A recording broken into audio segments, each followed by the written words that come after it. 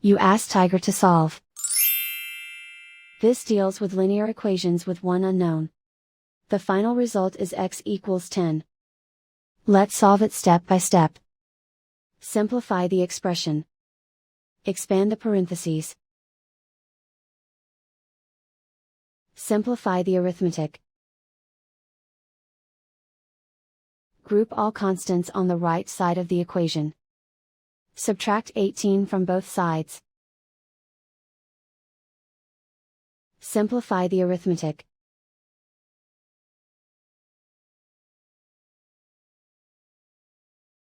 Isolate the x. Divide both sides by -3. Cancel out the negatives. Simplify the fraction. Cancel out the negatives.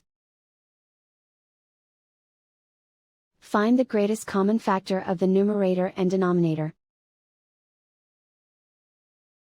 Factor out and cancel the greatest common factor. And so the final result is x equals 10.